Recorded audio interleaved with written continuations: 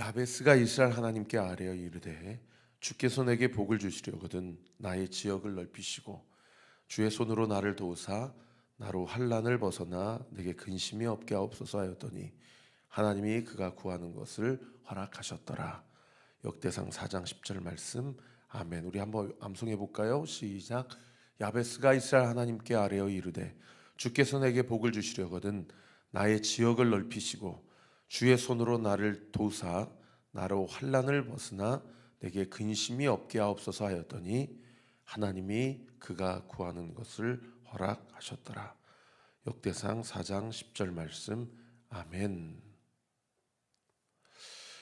오늘 본문 잠언 11장 16절부터 31절 후반부 말씀도 계속해서 반의 대꾸법이라는 기술을 사용하여서 악인은 이러하게 될 것이고 의인은 이러하게 될 것이다. 의인은 이러하게 될 것이지만 악인은 이렇게 될 것이다 라고 하나님의 지혜를 우리에게 가르쳐주고 있는 그런 본문입니다. 제가 늘 설교하지만 여기서 말하는 악인은 교회 다니지 않거나 예수님을 믿지 않는 자가 아니라고 말씀드렸습니다. 성경은 하나님의 예정과 택정하심을 입은 자들에게 하시는 말씀이에요. 하나님께서 하나님 은혜를 베풀어 주시고 하나님께서 구원하기로 결정하신 자들에게 하신 말씀입니다. 그러니까 하나님은 사실은 구원하기로 작정되지 않은 자들에게는 사실 관심이 없으세요. 그들의 죄로 말미암아 사망에 이르도록 그것을 어려운 표현으로 영적 유기라고 이야기하는데 그냥 놔둬버리십니다. 그리고 어떻든 말씀 가운데 살고자 하는 자들, 그러나 알렉산더나 후메네오처럼 한번 구원을 받고도 영생의 빛을 보고도 성령을 회방하거나 아니면 자기의 굳은 마음과 그 고집 아집을 꺾지 못하고 교회는 다니면서도 신앙생활을 하면서도 여전히 자기가 자기 인생의 주인이어서 살아가는 자들에 대해서 성경은 악인이다 라고 그렇게 정의를 하는 거죠. 그 관점에서 보면 오늘 본문은 불신자들에게 하신 본문이 아니고 예수 믿는 분들, 신앙생활 열심히 하는 자들, 그런 자들에게 하나님께서 우리에게 가르쳐 주시는 그런 본문이라고 볼 수가 있는 거죠. 오늘 본문에도 참 눈에 이렇게 확 띄는 그런 표현들이 많이 나옵니다. 20절에 보시면 마음이 굽은 자가 있고 행위가 온전한 자가 있다. 이런 표현들이요. 그리고 25절에도 보시면 구제를 좋아하는 자가 있고 남을 윤택하게 하는 자가 있고 그리고 26절에는 곡식을 내놓지 아니하는 자도 있고 그리고 28절에 보면은 푸른 잎사귀라는 표현이 나오고요. 또 29절에 자기의 집을 해롭게 하는 자라는 표현이 나오고 또 30절에도 생명나무라는 표현이 나옵니다. 그래서 사실은 오늘 본문 16절부터 31절까지가 좀 이렇게 같은 맥락 혹은 한 맥락으로 지혜와 명철에 관련해서 이야기하는 그런 포인트를 잡기가 참 어려워요. 근데 전반적으로 16절부터 끝절까지 쭉 묵상을 해보면 사람과 사람 사이에서 벌어진 일들과 관련된 하나님의 지혜를 우리에게 가르쳐주고 있는 그런 맥락입니다. 이 사람과 사람 사이의 관계, 이웃과의 관계, 가족과의 관계, 성도와의 관계에서 벌어진 일들을 오늘 본문이 쭉 나열을 하고 있는데요. 제가 크게 세 가지 주제를 가지고 한번 나눠봤어요. 첫 번째는 경제적인 부분, 경제적인 측면과 관련해서 이야기하고 있는 그런 지혜의 말씀을 한번 보실 수 있어요. 16절에 보세요. 유덕한 자는 존영을 얻고 근면한 남자는 재물을 얻는다. 여기 유덕하다를 다른 번역 성경에는 덕이 있는 여자, 상냥하고 친절한 여자 이렇게 번역하고 있습니다. 그런 여자는 존영을 얻고 그리고 근면한 남자, 다른 번역 성경에는 참 재밌게 번역했는데 억척스러운 남자는 이렇게 표현하고 있습니다. 그러니까 열심히 살아가는 사람은 재물을 얻고 또 덕이 있고 관계적으로 친절하고 상냥한 사람은 존영을 얻는다. 그런가 하면 18절에도요. 경제적인 측면과 관련해서 악인의 싹은 허무하다. 여기 싹을 다른 번역 성경에 소득이라고 번역하고 있습니다. 악인은 아무리 많은 소득을 가져도 그것이 허무한 것이라는 거예요. 그러나 공의를 뿌리는 자는 상이 확실하다 라고 이야기하고 있습니다. 그런가 하면 24절에도 보세요. 흩어 구제하여도 더욱 부하게 되는 일이 있나니, 막 퍼주고 남 주는 거 좋아하고 선물해 주는 거 좋아해도 그 사람은 계속 부자가 된다는 거예요. 여러분, 사람의 정말 그 재정과 관련된 큰 만족도를 느낄 때가 언제냐면 모을 때가 아니고 저축할 때가 아니고요, 선한 일에 쓸 때입니다. 제가 어렸을 때 상도라는 영화를 참 좋아했는데 거기 보면 어떻게든 부자가 될까, 어떻게든 돈을 많이 벌까, 그런 영화 아닙니까? 그런데 그 상도의 주인공인 임상욱이라는 사람이 열심히 벌어가지고 중국 가가지고 인삼 장사를 잘해가지고, 근데 조선 땅에 와 보니까 완전 기근과 가뭄으로 백성들이 굶어 죽는 거예요. 근데 그 자기 라이벌이라는 사람은 그것을 이용해가지고 곡식을 자기들이 다 매입을 했다가 폭리를 취하지 않습니까? 밥이 없으면 쌀이 없으면 죽으니까요. 근데 임상옥은 그거를 그냥 다 풀어버려요.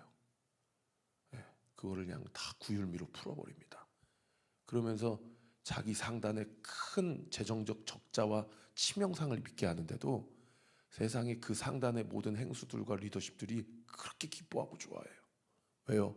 그러면서 그 사람이 뭐라고 얘기합니까? 돈은 어떻게 버느냐가 중요한 게 아니라 어떻게 쓰느냐가 중요하다. 여기 보세요. 24절에 흩어 구제하여도 더욱 부하게 된다는 것은 단순히 부자가 된다는 표현도 되겠지만은 마음의 부자가 되는 거예요. 주면서도 주는 사람이 기쁜 게 그게 복음이지 않습니까? 그다음 구절을 보세요. 과도히 아껴도 가난하게 될 뿐이다. 어떻게든 그냥 아끼고 해도 더 가난하게 되는 일들이 있다라는 거죠. 25절에도 보세요. 구제를 좋아하는 자는 풍족하게 될 것이고 남을 윤택하는 자는 자기도 윤택하게 될 것이다. 26절에도요. 곡식을 내놓지 아니하는 자는, 다른 번역 성경에 기근과 가뭄으로 폭리를 취하는 자는, 이렇게 번역하고 있어요. 백성에게 저주를 받을 것이나 파는 자는 그 머리에 복이 임하리라. 그러니까 사람과 사람 사이에서는 경제적인 측면과 관련해서 가장 하나님의 기쁨과 하나님의 복을 누리고 경험하는 자는 어떤 자예요? 나 혼자만 잘 먹고 잘 살면 돼, 나만 아니면 돼, 이런 사람. 그러나 사람과 사람 사이에 은혜를 입고 복을 누리는 자는 어떤 사람이에요? 공동체성을 기억하는 사람이죠. 공동체성을. 나도 잘 되고 이 사람도 잘 되고 내가 좀 손해 보더라도 사람을 살리는 자. 이런 부분들이 경제적인 측면과 관련해서 하나님께서 우리에게 가르쳐 주시는 5가지 권면, 16절, 18절, 24, 25, 26절. 그런가 하면 두 번째로 의인은 이란 주제가 나와요. 이 의인, 경제적인 측면에도 5구절 제가 꼽아드렸는데 의인은 이라는 표현도 5구절이나 나옵니다. 21절 보세요. 21절 같이 한번 읽어볼까요? 시작. 악인은 피차 손을 잡을지라도 벌을 면하지 못할 것이나 의인의 자손은 구원을 얻으리라. 의인은 구원을 얻는다. 성경이 정의하는 의인은 어떤 의인이에요? 예수님을 영접하고 나는 주님의 십자가의 은혜와 공로가 아니고서는 하나님 앞에 의롭다 인침받을 수 없는 자입니다 라는 것을 고백하는 것이 의인이에요. 여기서 말하는 성경이 말하는 의인은 도덕 윤리를 이야기하는 것이 아닙니다. 23절에도 보세요. 의인의 소원은 오직 선하나, 다른 번역 성경에 좋은 결실을 맺으나 악인의 소망은 진노를 이룬다. 28절에도 보세요. 자기의 재물을 의지하는 자는 패망하려니와 의인은 푸른 잎사귀 같아서 번성하리라. 하나님 앞에 겸손하여 자기의 죄를 인정하고 예수님의 도우심을 구하는 자는 푸른 잎사귀 같아서 번성하게 된다는 거죠.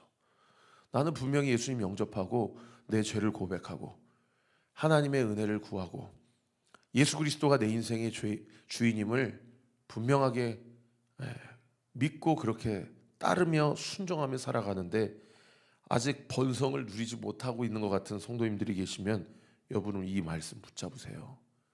주님, 푸른 잎사귀처럼 번성하는 은혜가 있게 하여 주옵소서. 그 푸른 잎사귀처럼 번성하는 은혜로 말미암아 나를 통하여 예수님이 영광 받으시는 삶을 살기를 원하나이다. 고백하는 성도님들 되시기를 예수님의 이름으로 축원합니다. 그런가 하면 30절도 보세요. 의인의 열매는 생명나무라. 지혜로운 자는 사람을 얻느니라. 여러분,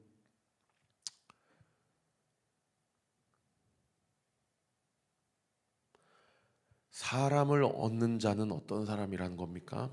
의인이라는 거예요. 하나님이 사도 바울이 복음을 위해서 살아가니까 주변에 브리스길라, 아굴라, 에라스도, 디모데 이런 사람들을 붙여주잖아요.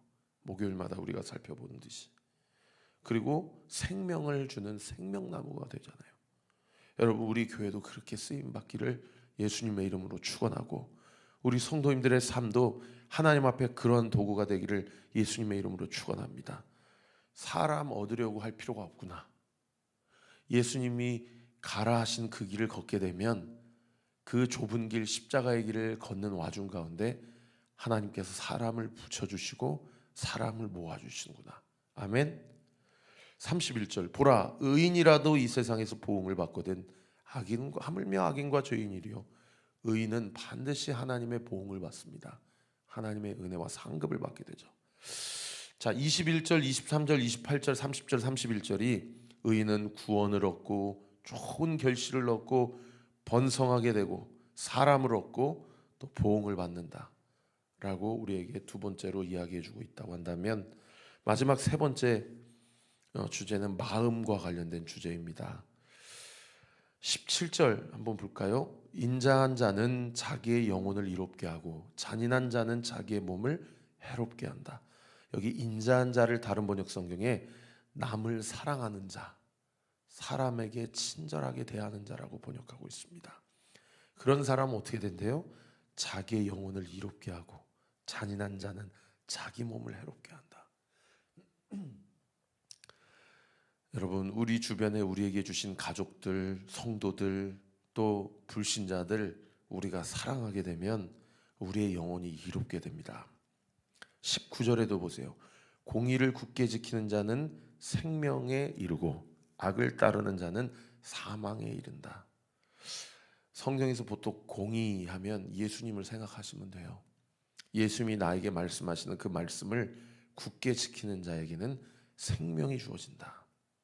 순종하는 마음을 달라고 오늘 이 새벽에 기도하십시오.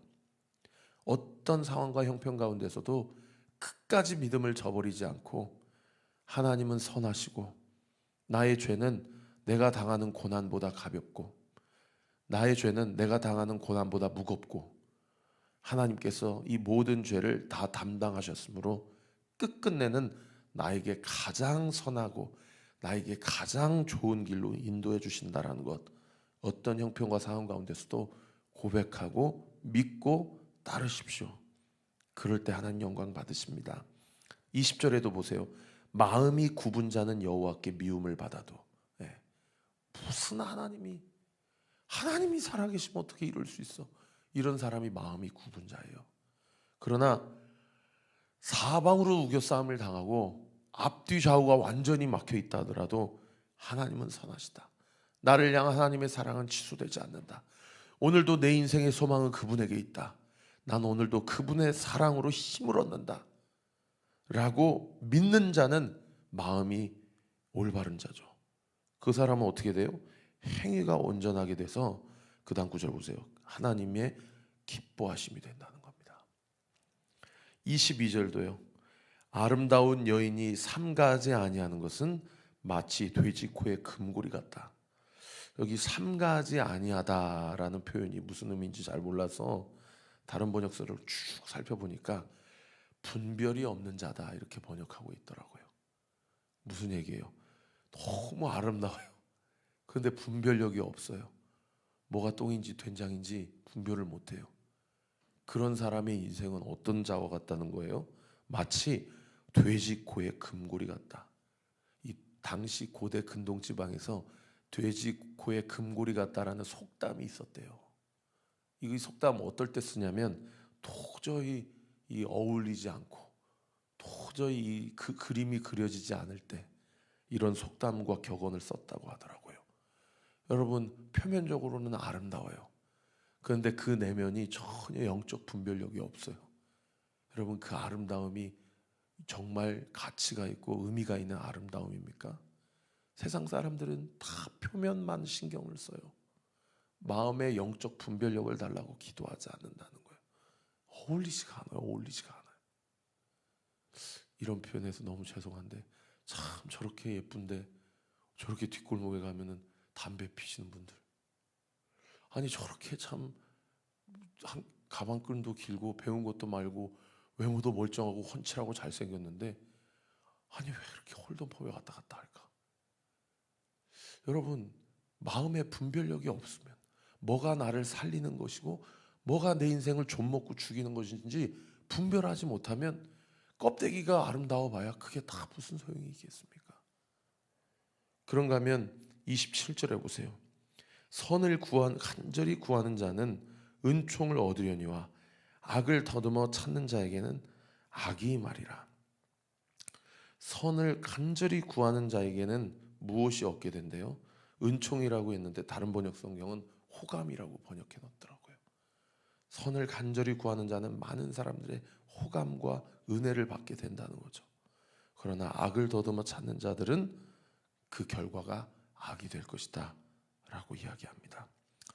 오늘 본문 세 가지 경제적인 부분과 관련해서 정말 부가 무엇인지, 정말 영적 부자는 무엇인지, 그리고 의인은 누구인지, 그의 인생 가운데는 어떤 결과가 주어지는지, 마음을 꼬인 마음을 갖지 않고 마음을 곧게 하여서 하나님이 원하시는 마음을 갖는 자의 삶은 어떤 삶인지 함께 살펴보았습니다. 우리 같이 기도하겠습니다. 하나님 아버지, 감사합니다. 오늘도 우리의 마음을 바라봅니다. 우리에게 진정 필요한 것이 무엇인지를 가르쳐 주셔서 감사드립니다. 하나님의 은혜를 입고 그 은혜의 가치에 대해서 분명하게 아는 자의 삶이 어떤 삶을 살아가는 것인지를 우리에게 가르쳐 주심에 감사드립니다. 아버지, 이 땅에 썩어질 것에 마음을 빼앗겨서 아버지 하나님, 이 땅이 규정하고 말하는 부자가 아닌 하나님께서 우리에게 말씀하시는 그 부자, 그 부한 삶을 살기를 원합니다.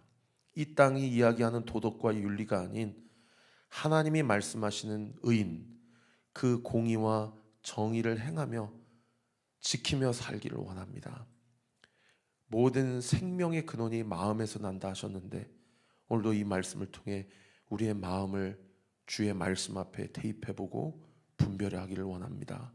우리 사랑하는 성도들, 오늘도 이 말씀 붙잡고 오늘 하루 승리하게 하시고, 또 오늘 저녁에 목요 찬양 집회에 움직이는 교회 노지훈 목사님 모시고 함께 말씀을 듣고자 하오니 우리 교회 성도들 뿐만 아니라 이 지역에 이 나라와 이 민족을 위해, 북한을 위해, 다음 세대를 위해 이 시대를 놓고 기도하는 모든 중보자들을 보내주셔서 오늘 이 밤에 우리의 기도가 하나님 앞에 상달되고 우리 교회를 위하여 주께서 세우신 계획과 섭리를 온전히 이루어가는 우리 모든 성도들 되게 하여 주옵소서. 예수님의 이름으로 기도합니다. 아멘. 지금은 우리 구주 예수 그리스도의 은혜와 하나님의 사랑과 성령 하나님의 위로교통 충만하심이 영적 분별력을 갖고 우리의 영적인 가치를 이 땅이 아닌 하늘에 두고 하나님 앞에 하나님의 의와 하나님의 공의로 주의 기쁘신 삶을 살아내기로 결단하는 우리 사랑하는 온리교회 모든 성도들 머리머리 위에, 우리 교회를 위해 기도해 주시는 모든 기도의 동역자들 위에 지금으로부터 영원토록 함께 하시기를 간절히 축원하옵나이다.